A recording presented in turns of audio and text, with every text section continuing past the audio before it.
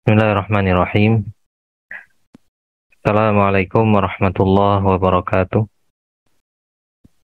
Alhamdulillahirabbil alamin wa bihi nasta'inu ala umuri dunya waddin wa ala alihi wa sahbihi ajmain. Ikhwani fid din, a'azani Allah wa iyyakum. Malam ini adalah malam pertama di dalam kita mempelajari ilmu faraid, ya. Ilmu faraid, ikhwani fiddin, adalah salah satu ilmu yang sangat mulia, yang sangat penting untuk kita pelajari. Bahkan dikatakan idza dha'a minal amri, ya, ilmu faraid, dha'a minhu al-ilm. Apabila ilmu faraid ini hilang atau tidak ada pada seseorang, maka akan hilang pula ilmu darinya. Nah, saking pentingnya ilmu faraid ini. Karena Nabi SAW mengatakan di dalam beberapa hadis sahih beliau, bahwasanya ilmu faraid adalah ilmu yang pertama sekali yang akan diangkat atau akan dicabut dari umat ini, ya. Sehingga banyak terjadi kekacauan, ya, kesalahan di dalam pembagian harta-harta warisan. Nah, dan ulama kita rahimahumullah ta'ala dahulu, ya, mereka menyusun kurikulum, ya. Kurikulum di dalam mempelajari ilmu agama, yang mana ilmu yang pertama sekali yang harus dipelajari oleh penuntut ilmu itu adalah Al-Quran, baik dengan membacanya, menghafalnya, ya, mengerti tafsirnya. Itu yang pertama. Kemudian setelah penuntut ilmu itu menyelesaikan pelajaran Al-Qur'annya, maka ilmu yang kedua adalah ilmu faraid, yaitu ilmu waris. Ya, ini harus mungkin. Nah, kalau kedua ilmu ini sudah dikuasai oleh seorang penuntut ilmu, maka baru, ya, dia diizinkan untuk duduk di halaqah-halaqah ilmu, untuk duduk di majelis-majelis hadis, ya, untuk meriwayatkan hadis. Ya, jadi syaratnya harus menguasai Al-Qur'an dan menghafalnya, dan juga menguasai ilmu faraid, ilmu mawaris. 6. Baik. Kemudian saking pentingnya ilmu faraid ini, ikhwah sekalian, Allah Subhanahu wa taala sendiri yang membagi, ya, bagian setiap ahli waris di dalam Al-Qur'an. Ya, tidak Allah Subhanahu wa taala biarkan atau berikan penjelasannya kepada malaikat, juga tidak kepada Nabi kita Muhammad sallallahu alaihi wasallam. Jadi Allah sendiri yang menjelaskan bagian masing-masing ahli waris. Ya, ini saking pentingnya ilmu ini. Ya, kenapa demikian? Ya, karena kita ketahui bahwa permasalahan harta adalah permasalahan yang sensitif. Ya, bisa terjadi permusuhan, perselisihan di antara keluarga, bahkan saling memutuskan tali silaturahim, ya, karena disebabkan harta warisan yang mana mereka membaginya tidak dengan ketentuan yang telah Allah Subhanahu wa taala tentukan. Nah, jadi Allah Subhanahu wa taala yang menurunkan langsung, ya, penjelasan bagian-bagian ahli waris ini secara mendetail di dalam beberapa ayat, ya, di dalam Al-Qur'an. Itu khususnya di dalam surat An-Nisa. Begitu juga Allah Subhanahu wa taala, ya, menjelaskan sendiri bagian-bagian ilmu waris ini karena memang pembagian warisan di masa jahiliyah itu adalah pembagian yang penuh dengan kezaliman. Karena ada kaidah di kalangan jahiliyah dahulu, bahwasanya wanita, perempuan, begitu juga anak kecil, itu tidak akan mendapatkan harta warisan. Walaupun suami yang meninggal, suaminya yang meninggal itu sangat kaya, atau juga orang tua dari si anak kecil ini sangat kaya, namun tidak akan diberikan kepada mereka. Ya. Karena alasannya, orang jahiliyah menganggap bahwa harta warisan itu hanya pantas diberikan bagi orang yang mampu berperang. Ya, sedangkan wanita, ya, dia bukan ahlu qital, ya, bukan orang yang bisa untuk diajak berperang. Begitu juga dengan anak kecil. Nah, bahkan yang lebih zalim lagi, di zaman jahiliyah dahulu, wanita itu dijadikan sebagai barang warisan, dijadikan sebagai harta warisan yang bisa diwarisi oleh anak dari suaminya. Ya. Maka oleh karena itu Allah Subhanahu wa taala menurunkan ketentuan-ketentuan ilmu faraid ini di dalam Al-Qur'an dengan penjelasan yang sangat gamblang, penjelasan yang sangat jelas untuk melenyapkan, ya, berbagai macam kezaliman di dalam pembagian harta warisan. Nah, ya, Allah Subhanahu wa taala, ya, menyebutkan beberapa ayat. Ada sekitar 5 sampai 6 ayat di dalam Al-Qur'an ditambah satu hadis yang mana dalil-dalil ini, 6 ayat Al-Qur'an ditambah satu hadis yang nanti akan kita sebutkan, ya, ini adalah sumber utama daripada ilmu mawaris. Ya, jadi barang siapa yang mungkin di dalam memahami ayat-ayat ini, ayat-ayat ilmu mawaris yang akan kita sebutkan di dalam surat An-Nisa, maka akan terbuka baginya pintu ilmu mawaris, ilmu faraid. Nah, jadi dulu ketika kita kuliah di Libya, pertemuan pertama itu syekhnya menulis ayat, ya, surat dari surat An-Nisa, kemudian ditulis, disuruh hafalkan, dijelaskan. Ya, nanti di pertemuan berikutnya disuruh setor hafalannya. Ya, jadi apa namanya?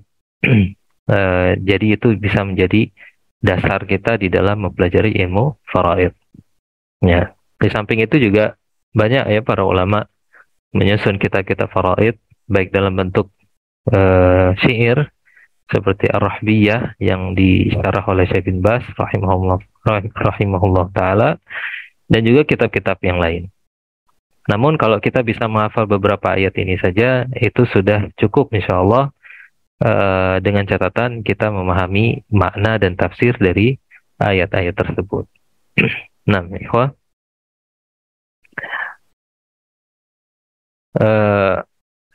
bukunya semuanya sudah ada, ya, insya Allah.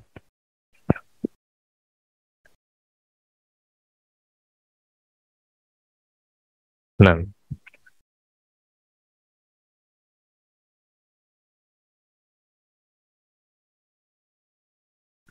baik.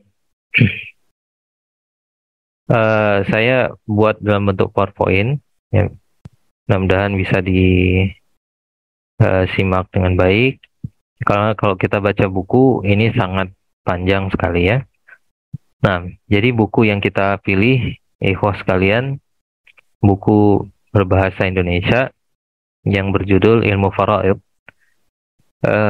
Ini ditulis oleh Abu Ismail Muhammad Rijal LC, ya. Alhamdulillah buku ini bagus, Masya Allah, karena saya sendiri sudah mengajarkan kitab ini di kelas atau di sekolah SMA Sahabat Teladan, dan pembahasannya sangat ringkas, gampang dan jelas, ya. Jadi penulis di sini memang tidak memuat berbagai macam khilafiyah, karena banyak juga khilafiyah di dalam pelajaran ilmu faraid ini. Jadi beliau hanya mengambil yang penting saja, dan kalaupun ada khilafiyah diambil yang rajih saja, seperti yang ikhwan bisa simak sendiri atau baca sendiri di buku ini. Baik. Nah, kita langsung masuk yang pertama. Baik, yang pertama definisi ilmu faraid. Apa itu ilmu faraid? Ya, secara bahasa faraidu, ya, faraidu adalah bentuk jamak dari kata fariidah, fariidatan minallah. Yaitu kata ini disebutkan di dalam surat An-Nisa ya, setelah Allah Subhanahu wa taala menjelaskan bagian-bagian yang akan didapatkan oleh masing-masing ahli waris. Fariidatan minallah, yang bermakna ketentuan. Inilah ketentuan-ketentuan dari Allah. Nah, jadi faraid itu fariidah, ya. Dan juga ilmu ini juga disebut dengan ilmu mawaris, ya. Ya, ilmu mawaris. Ya, kalau kita mungkin dalam bahasa Indonesia lebih populer dengan ilmu waris, ya. Ilmu waris, nah, faraid atau ilmu waris.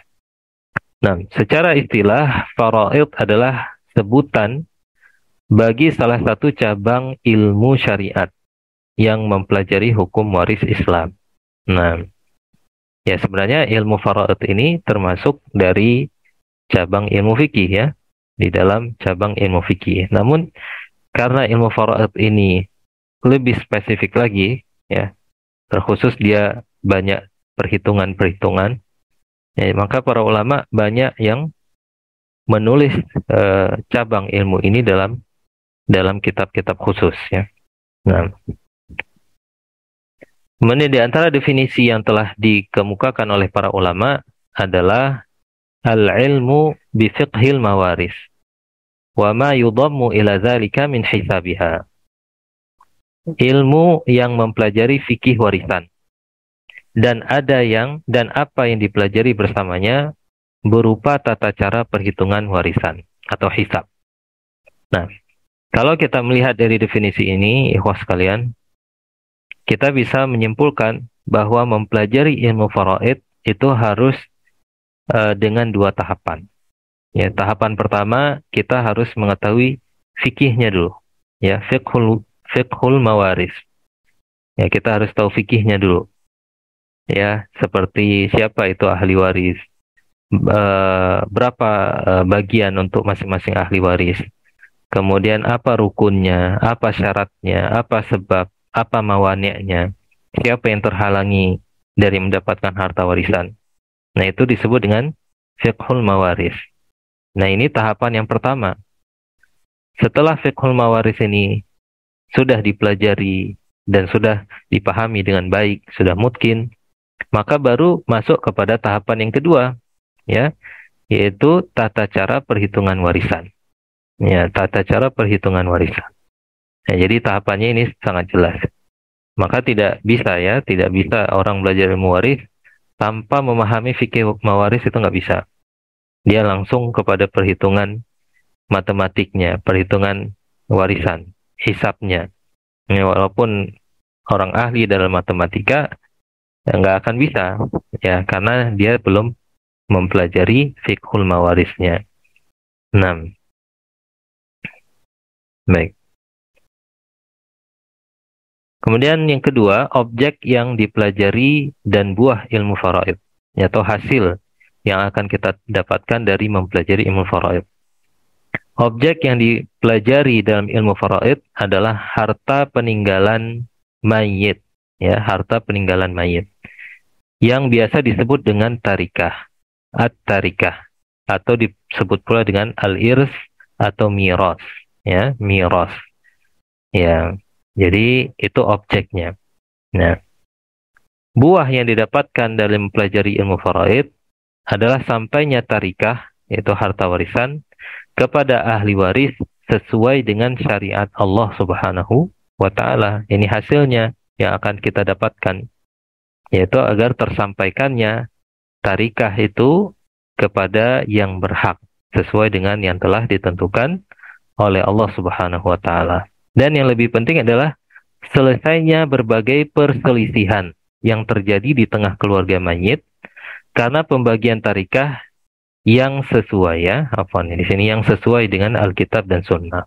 Ya, tentu apabila pembagian itu ya sesuai dengan yang telah ditentukan oleh Allah dan Rasul-Nya, maka pembagian itu adalah pembagian yang diberkati, pembagian yang tidak terdapat di dalamnya perselisihan, karena semuanya ridha.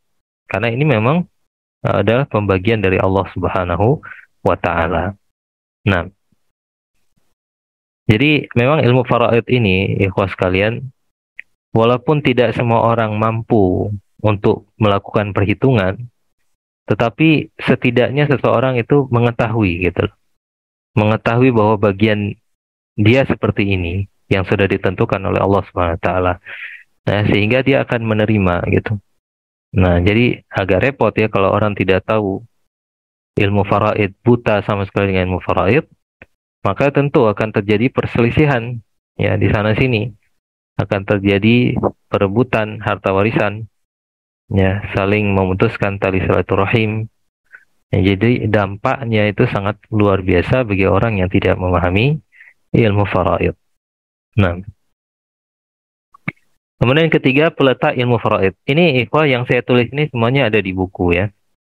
Cuman kita nggak baca semua yang ada di buku, takutnya kepanjangan. Jadi saya buat dalam bentuk PowerPoint gini. Tiga, peletak ilmu faraid. Peletak ilmu faraid adalah Allah Subhanahu wa taala. Sebagaimana yang sudah kita sebutkan sebelumnya, bahwa yang membagikan ya harta warisan secara mendetail itu Allah Subhanahu wa taala sendiri. Ya, tidak diberikan penjelasan itu oleh malaikat dan juga oleh Rasul.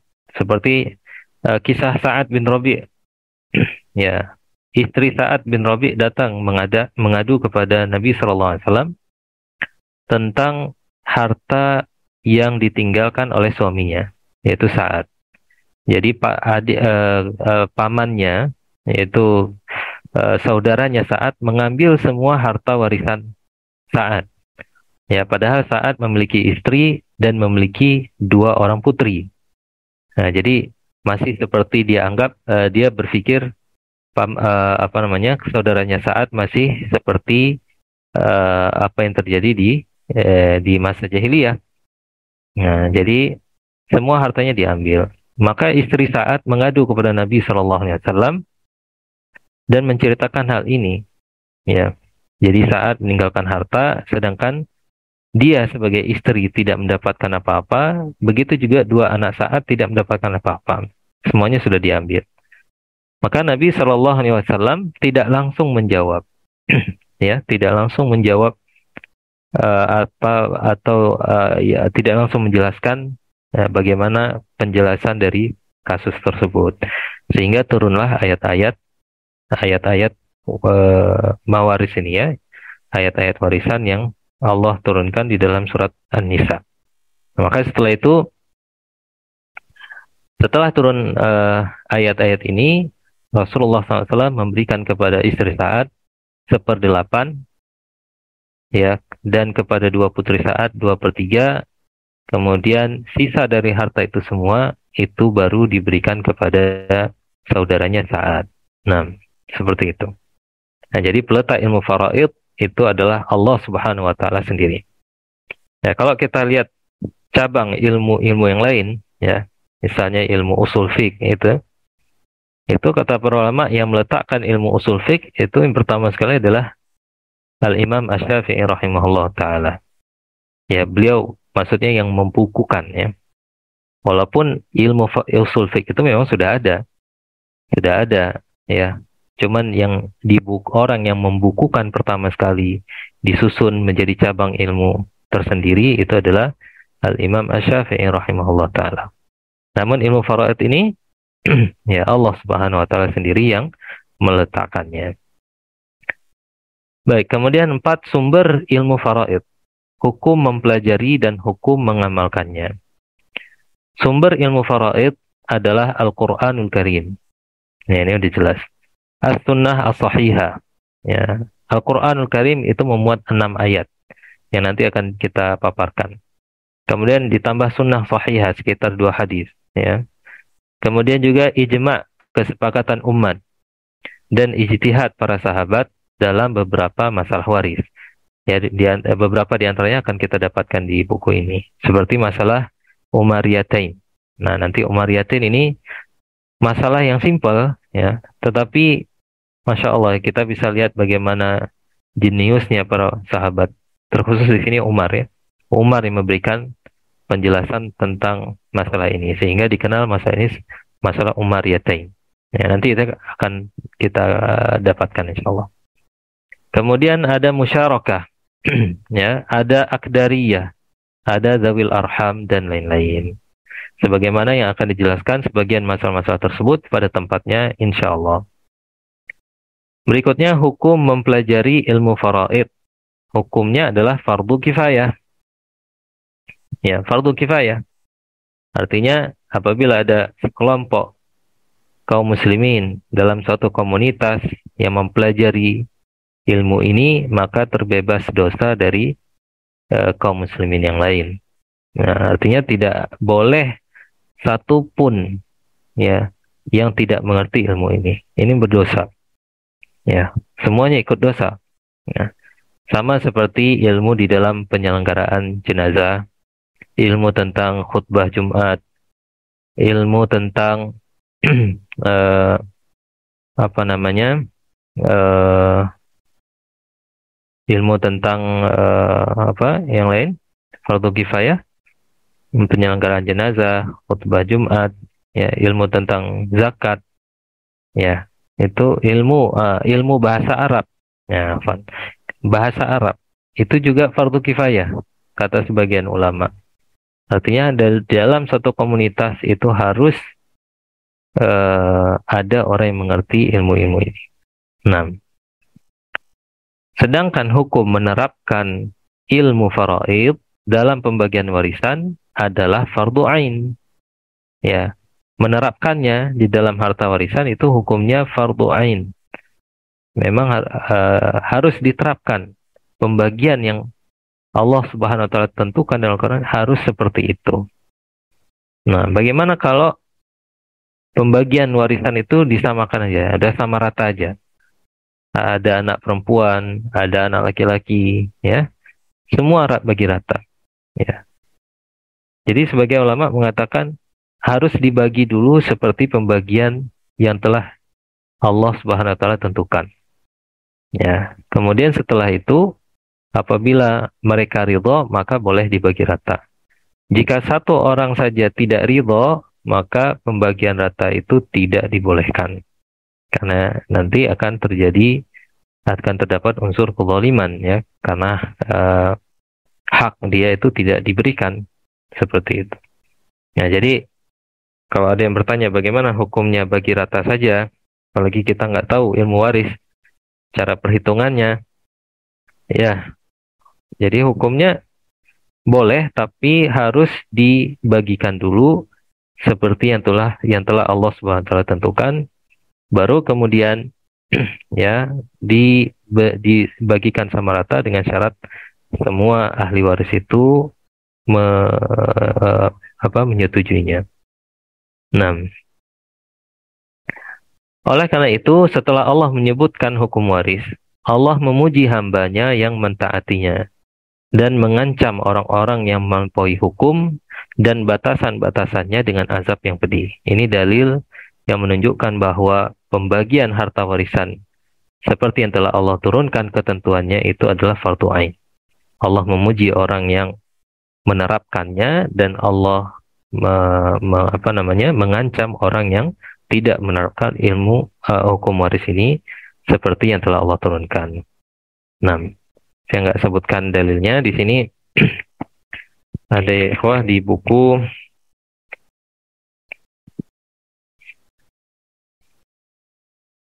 ya.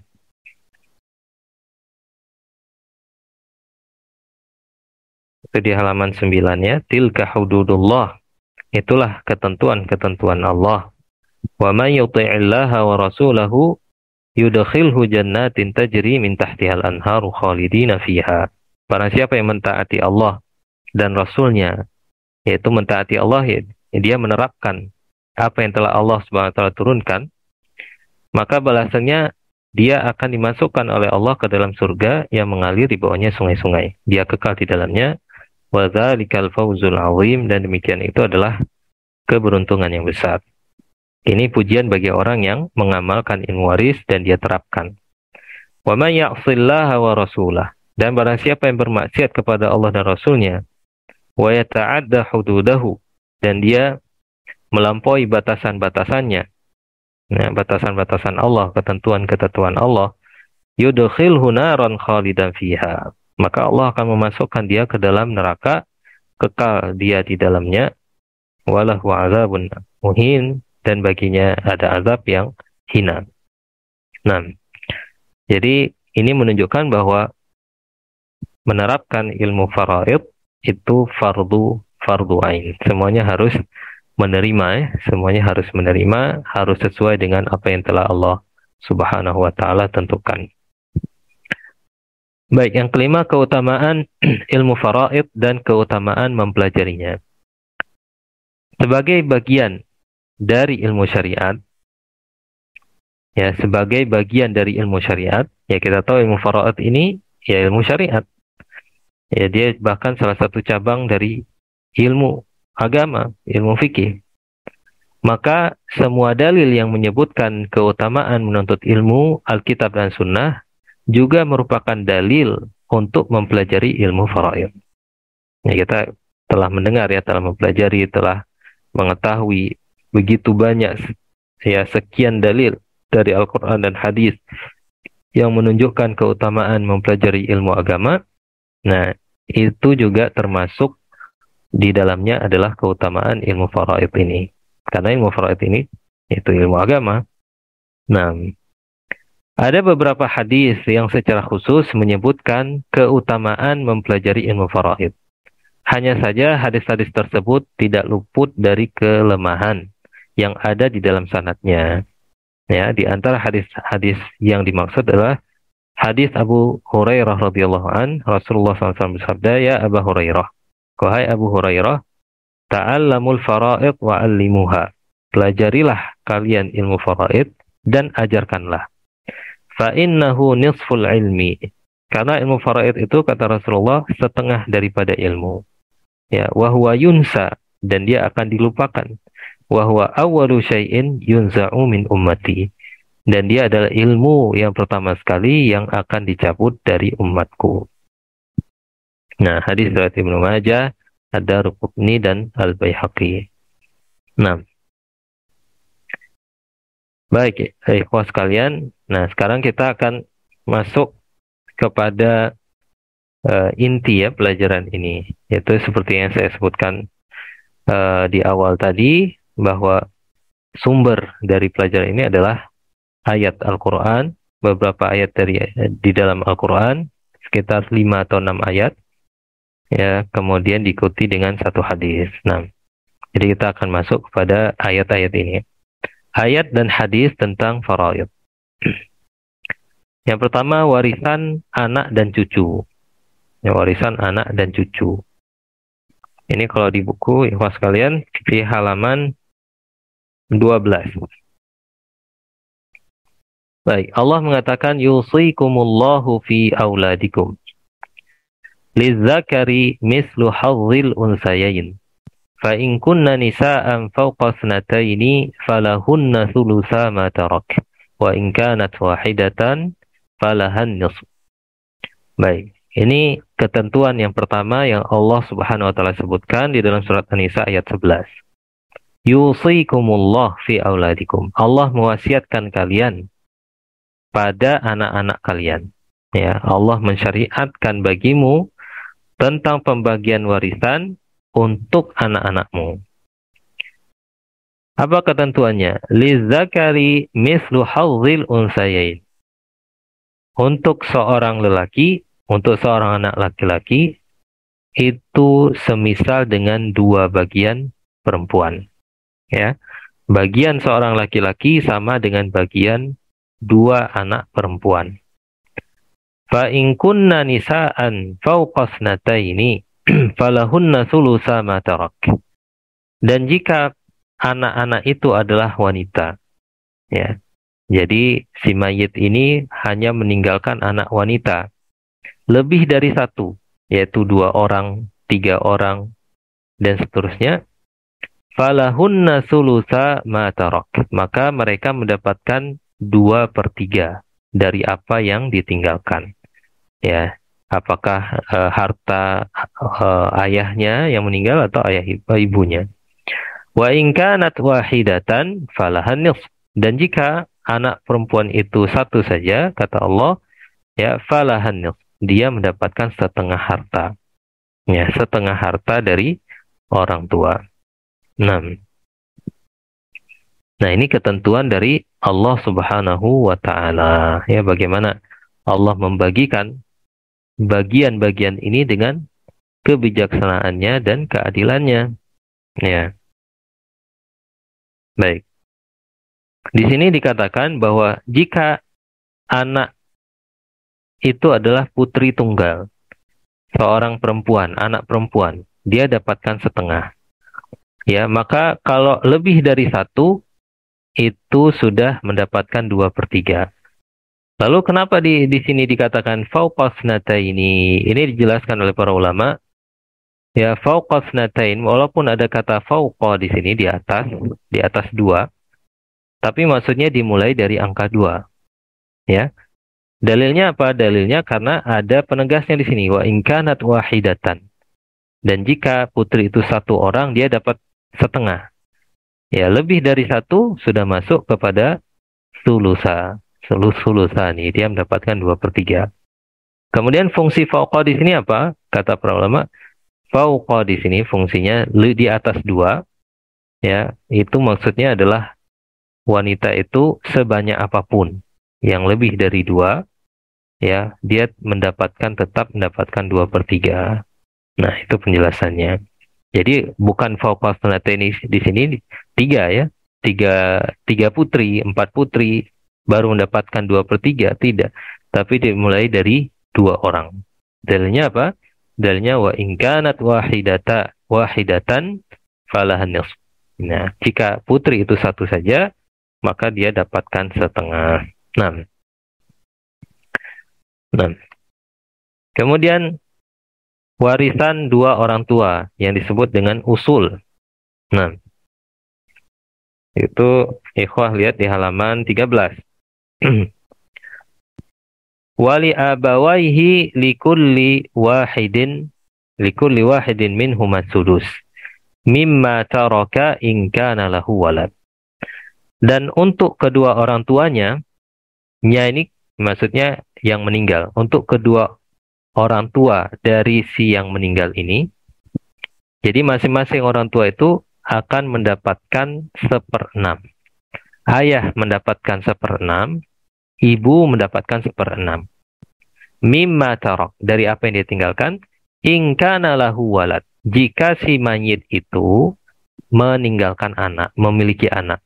Nah, jadi kalau si mayit meninggal, dia ahli warisnya anak, kemudian dua orang tuanya masih hidup, maka kedua orang tuanya, ayahnya diberikan 1/6, ibunya 1/6, kemudian bagian yang lain itu diberikan kepada anak. Fa illam yakun lahu walad. Ya, dan jika si mayit itu tidak punya anak, wa warithahu abawah, maka yang mewarisinya adalah kedua orang tuanya kalau dia masih hidup. Kalau kedua mereka masih hidup. Fali ummihi sulus. Ibunya dapat 1/3. Jadi ayahnya sisa dari 1/3 ini, 2/3 buat ayahnya. Nah, fa in kana lahu ikhwah fali ummihi sudus. Dan jika si mayit itu punya saudara, jika si mayit itu punya saudara, ya, dia meninggal, kemudian dia meninggalkan beberapa orang saudara dan juga ada orang tuanya, kedua orang tuanya, maka ibunya dari 1/3 berpindah ke jadi 1/6. Ya, menjadi 1/6. Jadi lebih sedikit. Ya, lebih sedikit. Kemudian sisanya yang banyak itu kemana? Ke ayahnya. Nah, kenapa ayahnya menerima lebih banyak? Ya, karena ayahnya di sini ya diperkirakan masih memiliki tanggungan, ya kok. Ya, yaitu saudara-saudaranya mayit. Dan bahkan kalau ayahnya meninggal, harta itu pun akan kembali kepada saudara-saudaranya si mayit ini. Min ba'di wasiyatin yusi biha audain. Harta warisan itu dibagikan, kata Allah, setelah ditunaikan wasiatnya, wasiat si mayit, ya, atau dain atau hutangnya. Nah, jadi kalau ada harta, misalnya hartanya 100 juta, ya, dia mewasiatkan 30 juta saya berikan untuk anak yatim atau untuk yayasan, ya. Oke, dikeluarkan dulu 300 juta. Jadi sisa 700 juta. Berapa? Sisa 30 juta ya. 30 juta diberikan ke yayasan, sisa 70 juta. Ternyata masih ada hutang dia. Ya, sekitar berapa? 50 juta. Keluarkan lagi 50 juta. Ya, sisanya 20 juta. Maka 20 juta itulah yang menjadi harta warisan, tarikah. Ya, 20 juta itulah harta warisan yang bisa dibagi-bagikan.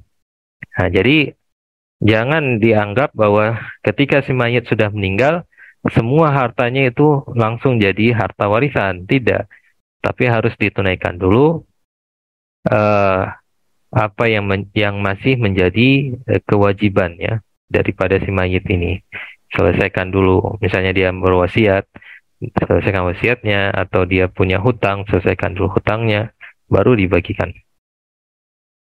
Aba'ukum wa abna'ukum, ya, orang tua kalian, kata Allah, aba'ukum wa abna'ukum, ya, ayah-ayah kalian, orang tua kalian, dan anak-anak kalian, la tadrun, kalian tidak tahu, kata Allah, ayyuhum aqrabu lakum nafa, yang mana di antara mereka yang lebih dekat, yang lebih banyak manfaatnya untukmu. Mana yang lebih berbakti untuk, apalagi ketika engkau telah meninggal. Yang mana anak itu yang akan lebih banyak berbakti? Kita nggak tahu, kata Allah. La tadrun, kalian nggak tahu. Ya, fardhatan minallah, itulah ketentuan dari Allah. Innallaha kana aliman hakima. Sesungguhnya Allah ya maha mengetahui lagi maha bijaksana.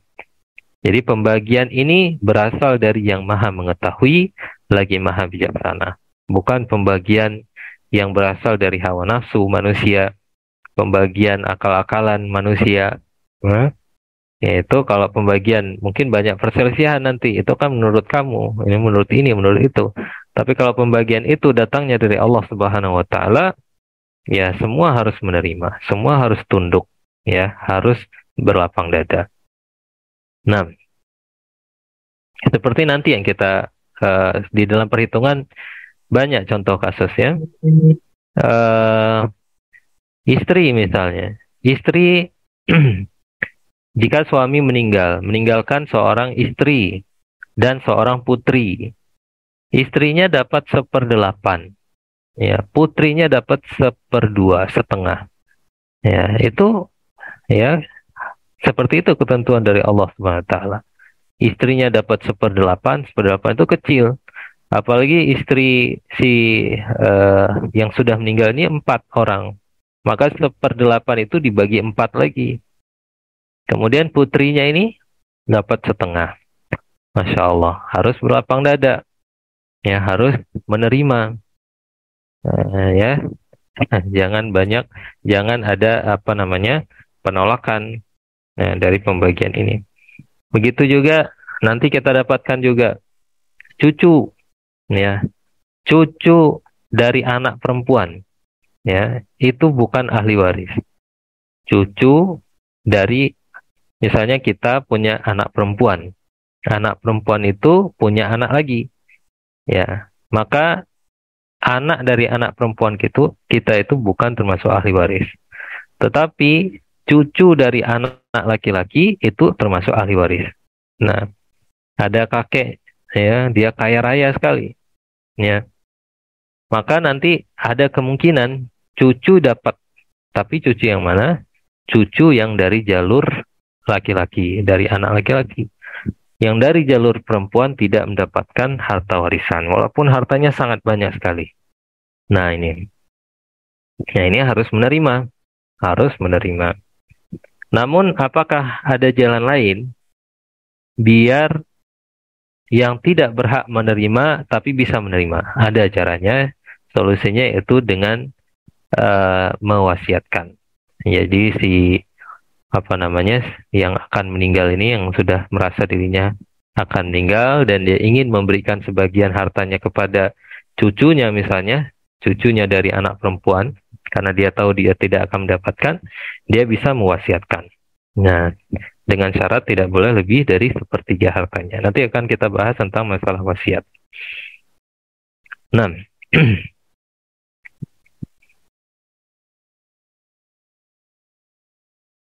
kemudian warisan suami istri. Ikhwas sekalian, halaman 14.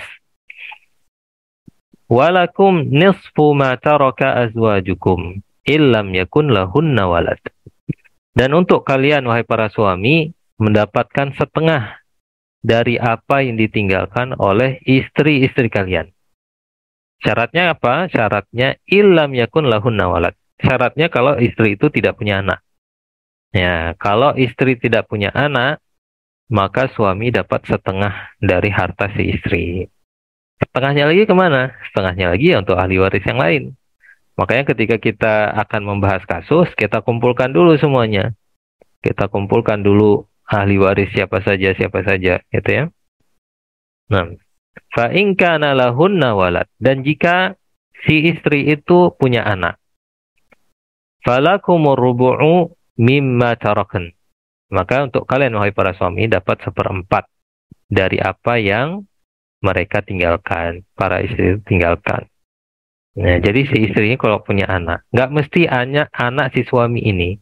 Ya, mungkin dia sudah menikah sebelumnya dengan suami yang lain, ya. Kemudian dia punya anak, ya. Maka si suami terakhir dapatkan 1/4. Nah, mimba diwasiyatin yusina biha audain. Ya, tentunya kata Allah, setelah ditunaikan wasiatnya dan telah ditunaikan juga dibayarkan hutang-hutangnya. Walahunna rubu'u mimma taraktum illam yakun lakum walad. Dan untuk mereka para istri dapat 1/4 dari apa yang kalian tinggalkan jika kalian tidak memiliki anak.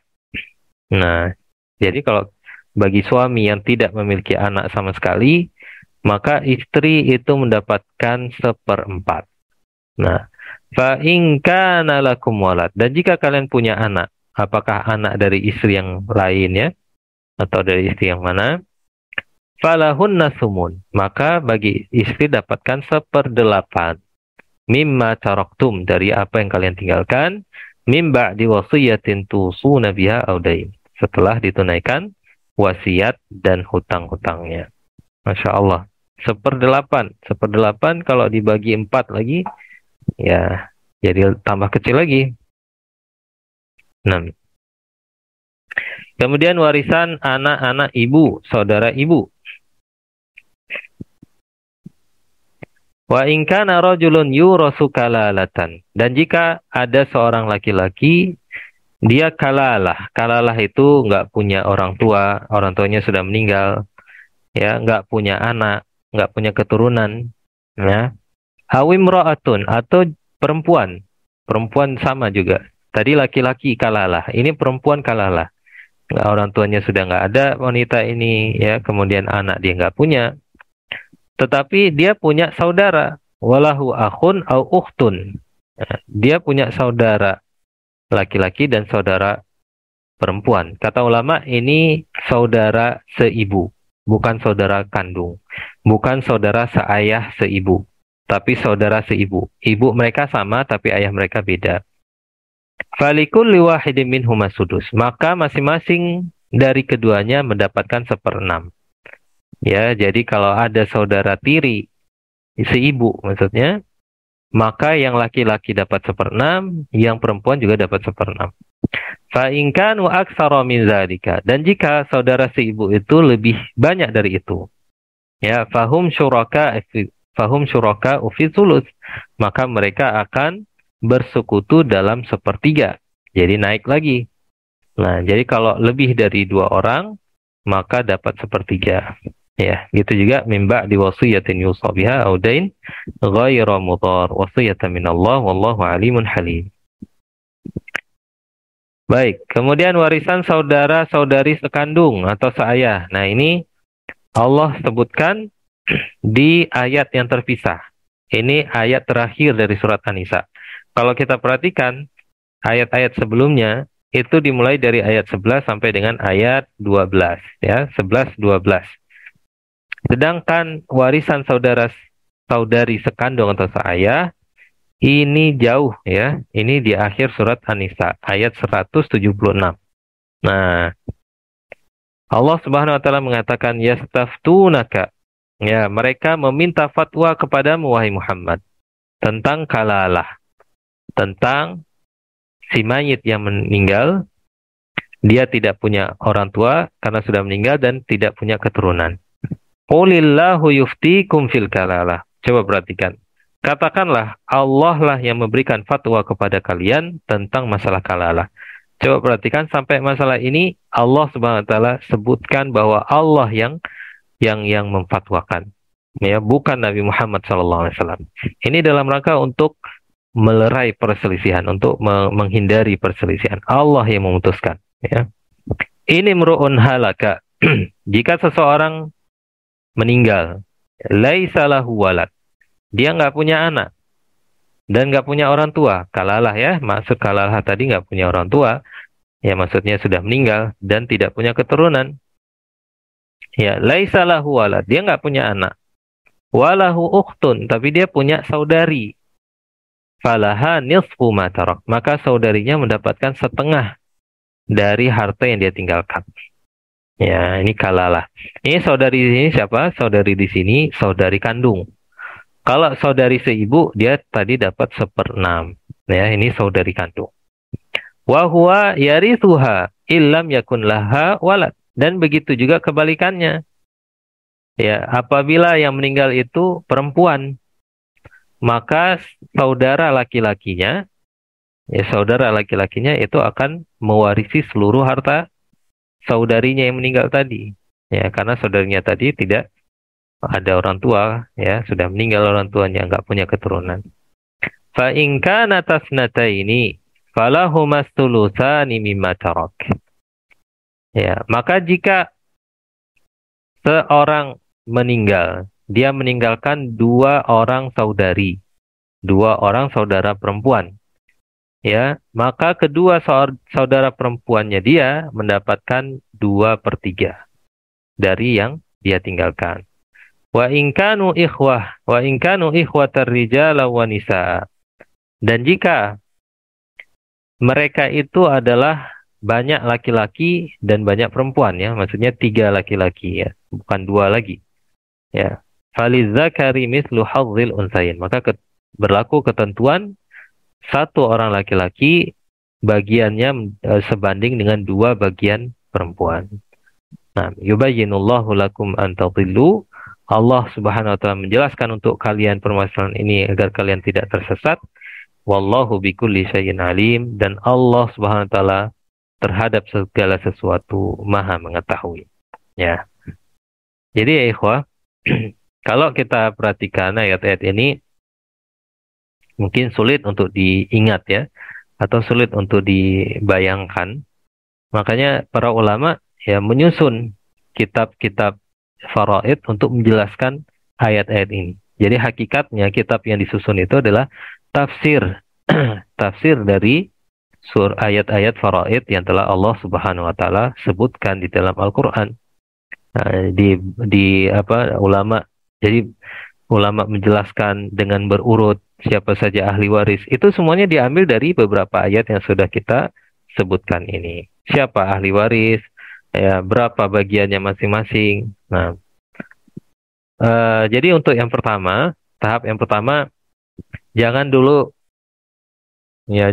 pusing, ya, untuk memahami ayat-ayat ini, ya, karena nanti setelah ini kita akan belajar secara lebih sistematis tentang siapa ahli waris dan bagian-bagian mereka. Nanti setelah kita paham semuanya, cobalah kita kembali lagi ke ayat ini yang insya Allah akan kita pahami dengan lebih baik. Ini hanya untuk untuk pengenalan, ya, di awal awal ilmu faraid saja. Baik, tentang zawil arham, Allah sebutkan dalam surat Al-Anfal, wa ulul arhami ba'duhum awla bi ba'din fi kitabillah. Dan orang-orang yang mempunyai hubungan kerabat itu sebagiannya lebih berhak dari sebagian yang lain di dalam kitab Allah. Innallaha bikulli syai'in alim. Sesungguhnya Allah Maha mengetahui. Ya, coba kita lihat penutup dari ayat-ayat ini selalu Allah sebutkan aliman hakima. Innallaha bikulli syai'in alim. Nah, jadi kalau kita memang beriman kepada Allah yang Maha mengetahui, yang Maha bijaksana, ya hendaknya setiap orang menerima pembagian yang telah Allah Subhanahu wa taala tentukan. Ya, tidak ada komplain sama sekali. Dia harus menerima dengan hati yang lapang. Nah, baik, kemudian kita masuk hadis tentang ashabul furud dan asabah. Ini ya ikhwah halaman 16 ya. Ani bin Abbas radhiyallahu anhuma, dari sahabat Ibnu Abbas radhiyallahu anhuma, dari Nabi SAW, beliau mengatakan alhiqul faraidha bi ahliha. Nabi SAW mengatakan berikanlah faraid bagi bagian warisan yang telah ditentukan kepada yang berhak. Adapun yang tersisa maka harta tersebut ya untuk kerabat laki-laki yang terdekat dengan mayit. Masya Allah ya, Rasulullah SAW menyebutkan kalimat yang sangat ringkas dan padat, tetapi ini menyelesaikan banyak sekali permasalahan dalam ilmu faraid. Ya, dari sini ulama mengambil kaidah bahwa ketika nanti kita akan menyusun perhitungan warisan, maka yang didahulukan dulu diberikan kepada ahli waris yang mendapat bagian yang sudah ditentukan oleh Allah. Kemudian setelah itu selesai semua, seperti yang Rasulullah katakan, adapun yang tersisa, ya, sisa dari harta itu semua baru diberikan kepada asobah. Ya, asobah. Asobah itu hanya dari kalangan laki-laki, sesuai dengan Nabi SAW sebutkan di sini. Adapun yang tersisa, maka harta tersebut untuk kerabat laki-laki. Jadi sisa harta yang sudah diberikan kepada ashabul furud, ya itu semuanya diberikan kepada asobah. Nah, ini istilah-istilah ini juga nanti akan kita dapatkan ya Pak, di penjelasan lanjutannya insya Allah. Kemudian hadis tentang larangan wasiat kepada ahli waris. Nah, nggak boleh berwasiat kepada ahli waris. Ya, misalnya seorang berwasiat kepada anaknya, padahal anaknya itu ahli waris, nggak boleh. Jadi kepada siapa? Kepada yang bukan ahli waris. Apakah itu kerabat, masih ada hubungan kekerabatannya atau tidak? Ya, dari sahabat Abu Umamah radhiyallahu taala anhu, aku mendengar Rasulullah SAW bersabda, sesungguhnya Allah telah memberikan kepada masing-masing hak-haknya, maka tidak ada wasiat kepada ahli waris. Kalau sudah terlanjur diwasiatkan bagaimana? Wasiat itu tidak boleh ditunaikan, tidak boleh dilaksanakan, harus dibatalkan. Kecuali apa ya, tidak boleh tidak boleh ditunaikan ya. Kalau wasiat itu kepada ahli waris. Baik. Ikhwah, sampai di sini ada pertanyaan. Ini kita sudah hampir 1 jam membahas ini. Ini masih muqaddimah ya ikhwah sekalian. Kita belum masuk kepada kaidah-kaidah yang akan kita pelajari ya dalam fiqhul mawaris. Cukup jelas penjelasannya. Ini direkam ya, ikhwah. Iya, direkam, Ustaz. Direkam. Baik. Barakallahu fikum. Mungkin kalau nggak ada pertanyaan, kita cukupkan sampai di sini, Ustaz ya. Mungkin ada pertanyaan, kalau ada pertanyaan. Cukup ya, insya Allah. Kalau ada, jadi ya.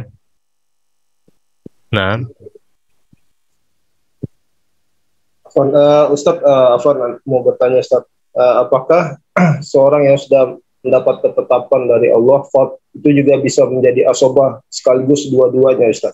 Ya, bisa. Ya, itu insya Allah akan kita dapatkan ya, penjelasan itu. Seperti ayah.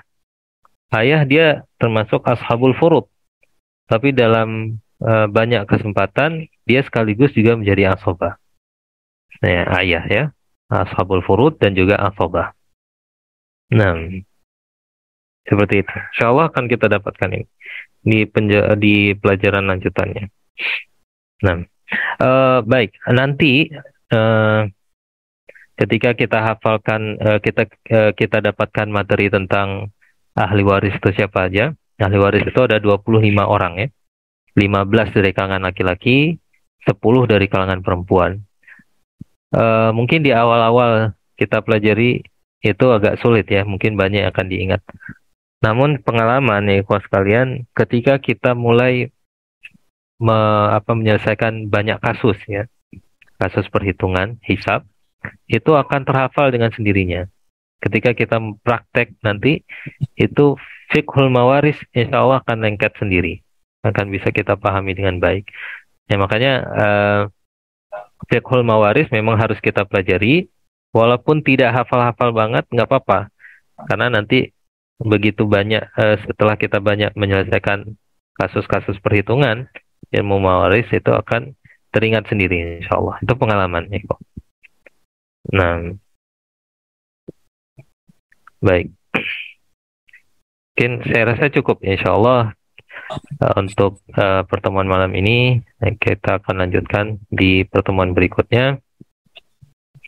Kita tutup dengan doa kafaratul majlis. Subhanakallahumma wa bihamdika asyhadu an la ilaha illa anta astaghfiruka wa atubu ilaik. Assalamualaikum warahmatullahi wabarakatuh. Waalaikumsalam warahmatullahi wabarakatuh.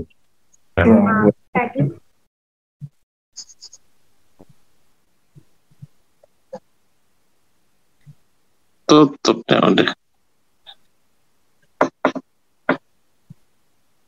Sama.